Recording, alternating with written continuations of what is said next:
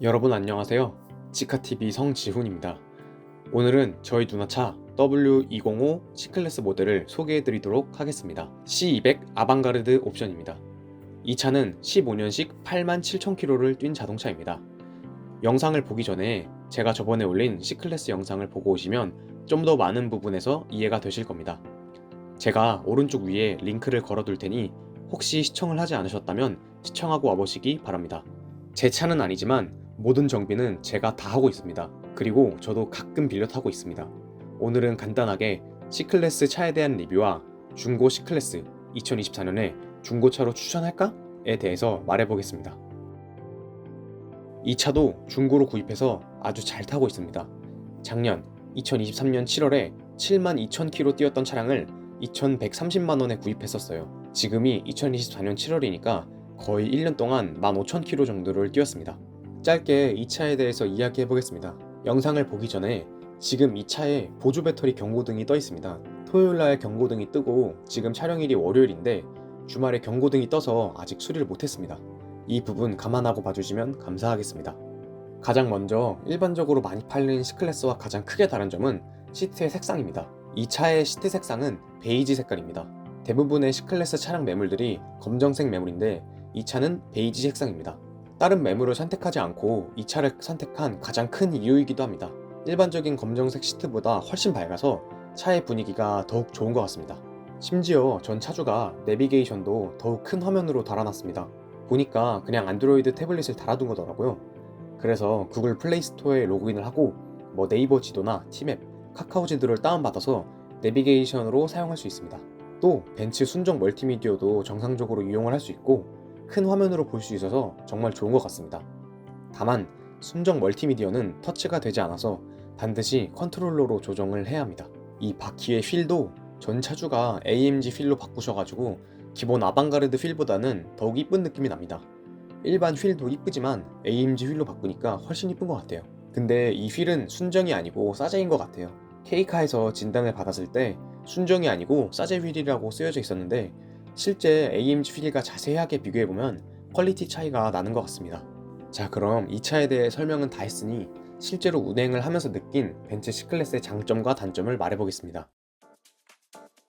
장점 첫 번째, 벤츠이다. 자동차를 구입할 때 다양한 요소들이 있죠. 디자인, 브랜드, 승차감, 운동성, 공간, 옵션 등등 사람마다 모두 다른 가치관을 가지고 차를 선택합니다. 그래서 본인에게 맞는 자동차를 고르는 게 가장 중요하다고 생각합니다. 그 중에서도 저희는 차를 구입할 때 브랜드가 1순위였고 2등이 디자인이었습니다. 많은 차량들 중에서도 C클래스를 구입한 가장 큰 이유이기도 합니다. 사실 차도 차지만 벤츠라는 브랜드를 샀다라고 말하는 게 더 맞는 것 같아요. 벤츠라는 브랜드가 정말 명품, 하이엔드 브랜드는 아니지만 자동차를 모르는 사람들도 벤츠라는 브랜드를 알고 있습니다. 어차피 2천만원에서 3천만원 정도를 차 구입에 사용한다고 했을 때 보여지기에 나쁘지 않은 차를 좀 더 가성비 있게 돈이 사용될 것 같아서 벤츠를 구입했습니다. 이렇게 말하면 또 이런 댓글이 달릴 겁니다. 차를 무슨 브랜드, 디자인만 보고 사냐, 아니면 짱친데 왜 사냐, 이런 댓글이 달릴 텐데 차를 구입할 때 브랜드랑 디자인이 정말 중요하지 않은가요? 저는 어쩔 때는 자동차를 구입하는 요소 중에서 브랜드랑 디자인이 가장 중요하겠다 라고 생각할 때도 가끔 있습니다. 물론 브랜드랑 디자인이 절대 전부는 아니죠. 그런데 우리 대부분의 사람들은 차에 관심이 많지도 않고 차에 대해서 정확하게 알지도 못합니다. 그리고 과격하게 운전을 하지 않고 대부분 살살 출퇴근 정도만 하고요. 그런 부분에 있어서 주요 구입 요소가 브랜드와 디자인인 것이 이상한 것은 아니라고 생각합니다. 그래서 중고 벤츠 C클래스는 적당히 보여지기에 나쁘지 않은 차라고 생각합니다. 중고 수입차로 이성 또는 타인에게 승부를 본다, 하차감을 느낀다, 이런 게 아니죠. 보여지기에 나쁘지 않다라는 말이 하차감을 느끼면서 내리고 우월감을 느끼라는 것이 아닙니다. 어차피 요즘 벤츠 BMW가 너무 흔해가지고 그런 거를 느낄 수도 없습니다. 나를 판단하는 수많은 요소 중 하나를 작은 중고 수입차를 타서 나의 가치를 올리고 무시당하지는 말자 라고 말하는 것입니다. 근데 또 이렇게 말하면 또 수입차 타면 가치가 올라가냐, 본인의 내면이 더 중요하지, 이런 댓글이 달릴 텐데 당연히 내면이 훨씬 중요하죠. 중요한데 중고 벤츠를 타면 내면이 안 좋아지나요? 보여지는 것이 왜 중요하지 않다고 생각하시나요?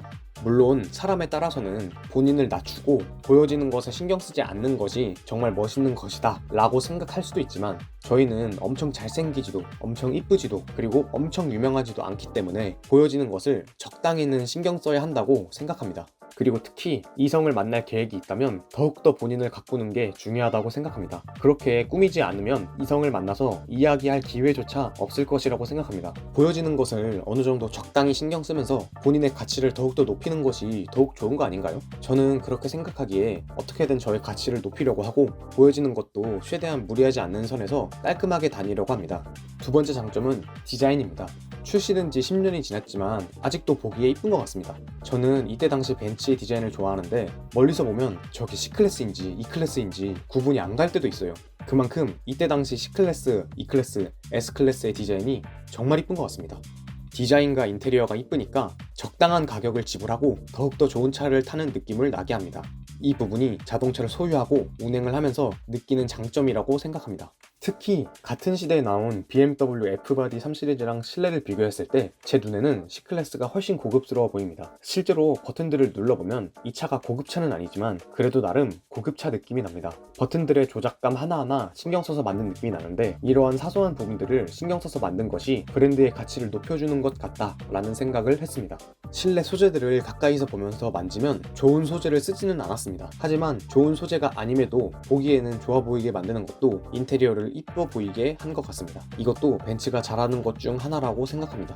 세 번째 장점은 고속주행 연비가 좋습니다. 일반 시내에서는 연비가 그냥 평범한 가솔린급으로 나옵니다. 보통 못 나오면 6, 잘 나오면 7, 8 정도로 나옵니다. 하지만 고속으로 올라가면 연비가 갑자기 좋아집니다. 차가 가볍고 힘이 좋아서 연비가 15 이상 정도 그냥 나오는 것 같습니다. 잘 나오면 16, 17까지도 나오는 것 같아요. 당연히 연비는 디젤이 더욱 좋지만 디젤의 진동과 소음을 싫어해서 가솔린을 사는 사람들이 많은데, 나는 고속 주행이 많은 편이다 라고 한다면 가솔린을 선택하는 것도 좋은 방법이라고 생각합니다. 마지막 장점은 가성비가 좋다입니다. 사실 이 영상의 핵심 부분일 수도 있습니다. 사람마다 가치관이 다르고 생각이 다르기 때문에 가성비에 대한 생각도 모두 다릅니다. 하지만 저는 가성비가 좋다는 생각이 들었습니다. 이 차가 2,100만 원이라서 뭐 엄청 저렴하다고는 할 순 없지만, 아반떼 신차 가격이 얼마인지 아시나요? 아반떼 신차가 가장 저렴한 깡통 모델이 1,900만 원부터 시작을 하고 풀옵션을 가면 거의 2,700만 원 정도 합니다. 당연히 아반떼 신차랑 1대1 비교를 할 수는 없지만 아반떼 신차 가격보다 저렴하게 독일 고급 엔트리 세단을 몰 수 있다는 것은 저는 가성비라고 생각합니다. 반대로 생각하면 아반떼의 가격이 정말 높다고 생각이 들어요. 물론 자동차는 구입 비용이 다가 아니죠. 유지 비용도 듭니다. 근데 유지 비용이 정말 국산차보다 엄청 비싸다? 그 정도는 또 아닙니다. 벤츠는 수입차니까 세금 많이 내는 거 아니야? 라고 생각할 수도 있는데, 자동차 세금은 엔진의 배기량으로 지불을 하기 때문에 소나타 K5처럼 2000cc 세금을 냅니다. 심지어 자동차세는 3년 뒤부터는 매년 5%씩 세금을 줄여주고, 중고차는 이미 연식을 잇는 걸 가지고 오기 때문에 이 차의 자동차세는 10년차 40% 할인을 받아서 1년에 23만 원 정도 내는 것 같아요. 물론 연초에 선납을 하면 여기서 더 할인이 들어가서 저렴해집니다.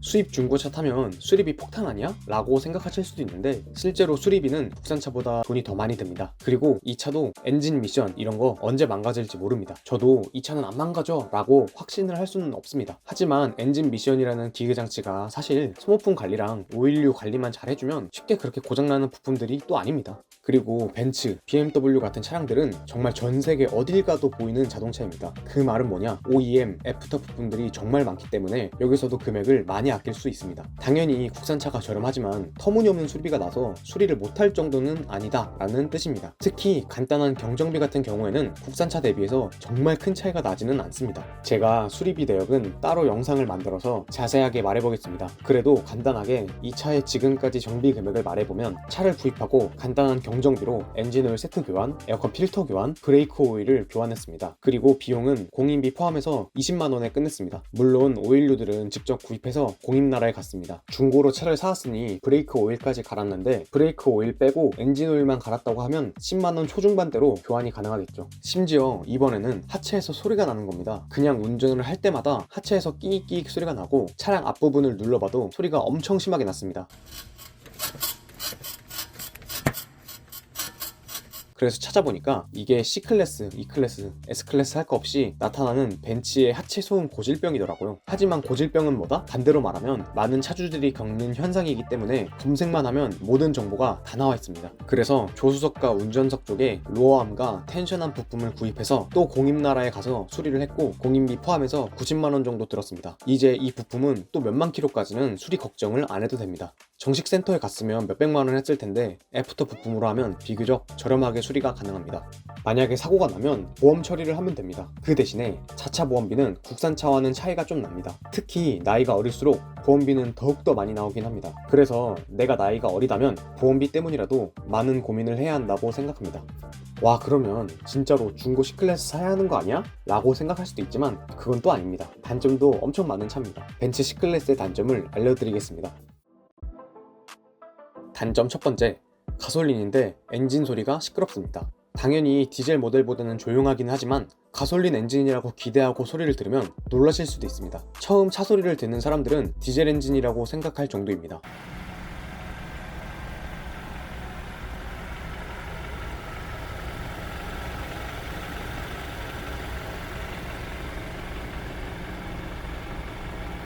그래도 다행히 실내에 들어와서는 진동과 소음을 억제하는 느낌이 나지만 외부에서 생으로 듣는 소리는 정숙한 엔진이 아닙니다.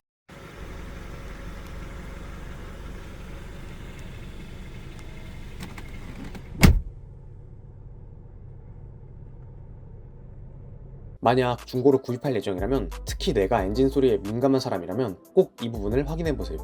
두 번째 단점은 옵션이 부족하다입니다. 이때 당시 벤츠의 특징일 수도 있는데 정말 옵션이 부족합니다. 벤츠의 옵션지를 아시는 분이라면 원래 그런 거 아니야? 라고 생각하실 수도 있지만 벤츠니까 모든 게 좋겠지? 라고 생각하는 사람들은 많이 실망할 수도 있습니다. 가장 대표적으로 아쉬운 옵션은 핸들 열선 없음, 통풍 시트 없음, 오디오 안 좋음, 스마트 크루즈 없음입니다. 다행히 열선 시트는 있어서 겨울에 손이 시려울 때는 열선 시트를 틀고 신호를 기다릴 때 허벅지에 손을 넣어서 손을 녹입니다. 또 통풍 시트가 없어서 에어컨을 더욱 세게 틀려고 합니다. 다만 땀이 많거나 더위를 많이 타는 사람은 통풍 시트가 없어서 더운 날에는 엄청 쾌적한 느낌을 받지는 못합니다. 또 오디오가 진짜 안 좋습니다. 오디오는 정말 신경을 안 쓰는 사람이라면 그러려니 하고 탈 수 있지만 조금이라도 음악 듣는 거에 관심이 있는 사람이라면 좋지는 않을 오디오입니다. 내가 오디오에 관심이 있는 사람이라면 꼭 오디오를 한번 체크해보세요. 스마트 크루즈는 이때 당시만 해도 엄청 고가의 차에만 들어갔으니 그러려니 합니다. 그래도 일반 크루즈 컨트롤은 있어서 뻥 뚫린 고속도로를 갈 때는 잘 이용하고 있습니다. 세 번째 단점은 소소하기는 한데 햇빛 가리개를 해도 햇빛이 안으로 들어옵니다. 우리가 운전을 할 때 왼쪽에서 햇빛이 들어오면 선바이저로 햇빛을 가리잖아요. 근데 이게 완전히 가려지지 않아서 틈 사이로 햇빛이 들어옵니다. 이게 운전을 할 때 햇빛이 눈에 들어와서 엄청 신경 쓰입니다.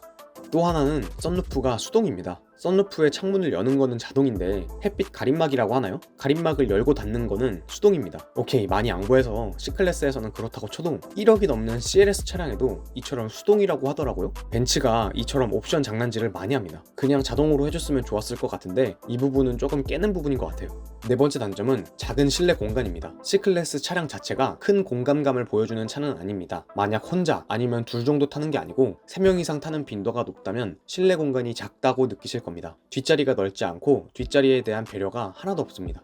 뒷자리에 열선 시트도 없고 가운데 암레스트가 없어서 컵홀더도 없습니다. 이걸 보면 C클래스가 타겟팅을 명확하게 한 것 같습니다. 1명, 2명 정도는 타도 괜찮지만 3명 이상은 타지 말라고 말하는 것 같습니다. 3명 이상 탈 거면 E클래스급으로 올라가! 라고 말하는 것 같습니다. 사실 C클래스도 못할 정도는 아니지만 여유롭게 큰 공간은 절대 아닙니다.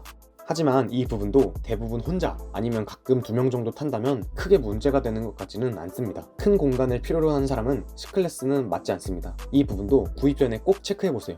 다섯 번째 단점은 미션의 변속 충격입니다. 벤츠 미션이 원래 안 좋은 거는 차를 가지고 오기 전부터 알고 있었는데 운전을 하다 보니 이거 고장난 거 아니야? 싶을 정도로 변속 충격이 굉장히 심했습니다. 저는 정말 다른 벤츠 차주들도 이렇게 심한 변속 충격을 느끼면서 운전을 한다고 생각이 들었습니다. 그래서 중고로 차를 구입했으니 전체 점검을 받아보려고 정식 서비스 센터에 가서 변속 충격이 심하다고 말을 했습니다. 다행히 어드바이저 분께서 변속기 로직을 업데이트 해주셨고 그 전에 비하면 변속 충격이 많이 줄었습니다. 혹시 지금 C클래스를 타는데 변속 충격이 심하다 싶으면 센터에 들어가서 업데이트를 받았는지 한번 확인해 보세요.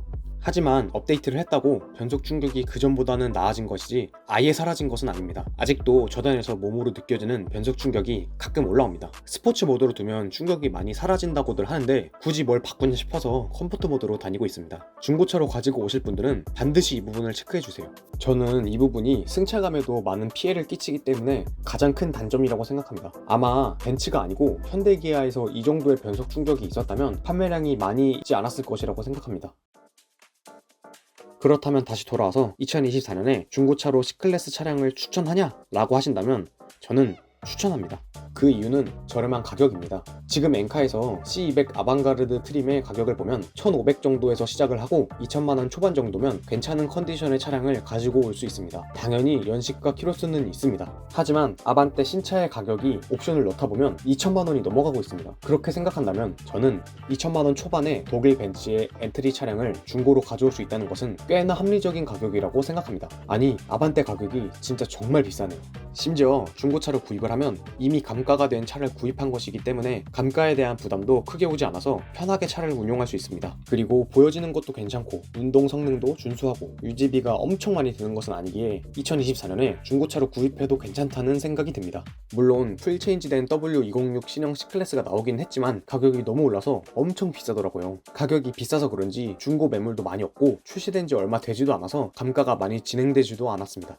사회 초년생이 차에다가 엄청나게 큰 돈을 투자하는 것보다는 어차피 2천만원 정도를 차에다가 쓰려고 했다면 이런 중고차를 산 다음에 미래를 위해서 자산을 쌓는데 좀 더 집중하는 것이 좋다고 생각합니다. 돈은 우리 모두에게 정말 소중하니까요. 하지만 모든 분들에게 추천을 하는 것은 절대 아닙니다. 다시 정리해서 어떤 분들에게는 추천을 하고 추천을 하지 않는지 말해보겠습니다. 추천하는 분들을 말해드리겠습니다. 나는 혼자 타는 경우가 많고 가끔 2명 정도 탄다. 3명 이상 태울 일이 없다. 그리고 나는 큰 차가 싫다. 작은 차가 좋다. 나는 남들에게 보여지기에도 괜찮은 차를 사고 싶다. 럭셔리한 차가 좋다. 옵션은 많이 없어도 괜찮다. 중고차의 특성을 알아서 구입을 할 수 있고 정비를 할 수 있거나 주변에 도움받는 사람이 있다 라고 한다면 중고 C클래스는 아주 좋은 대안이 될 수도 있습니다. 하지만 추천하지 않는 분들도 있습니다. 혼자가 아닌 3명 이상 타는 경우가 많거나 공간성이 작은 차는 싫다거나 옵션이 많았으면 좋겠거나 차를 아예 하나도 모르고 물어볼 사람도 없다라면 비추천입니다. 이런 분들은 돈을 좀 더 내서 더 윗급의 차를 사거나 국산차나 신차를 구입하는 게 좋다고 생각합니다. 이렇게 오늘은 2024년에 중고 벤츠 C클래스를 사도 괜찮을지에 대해서 말해봤습니다. 모든 분들에게는 추천할 수는 없지만 위에서 말했던 상황에 잘 부합하는 사람들에게는 정말 만족스러운 차가 될 것 같습니다. 지금 제가 하는 말이 정답도 아니고 절대적이지도 않습니다. 그리고 벤츠를 사라, 벤츠가 최고다 라고 말하는 것도 아닙니다. 사람마다 생각이 다르고 처해진 상황이 다릅니다. 저는 그냥 이렇게 생각하는 사람이다 정도로만 알아주시면 좋을 것 같습니다. 이 영상을 보고 그래 역시 중고 수입차 타야지 라고 하면서 이성을 잃고 본인이 감당하지 못하는 차를 산다면 바로 카푸어가 될 수도 있습니다. 본인이 수입차를 유지할 수 있는 사람인지 아닌지 성인인 우리는 충분히 알 수 있습니다. 앞으로 이렇게 일반인의 시선으로 자동차 리뷰, 특히 중고차 리뷰를 할 생각인데 관심 있으시면 구독, 좋아요 부탁드립니다. 그리고 궁금하신 점 있으시면 댓글 남겨주세요. 제가 답변해드리겠습니다. 시청해주셔서 감사합니다.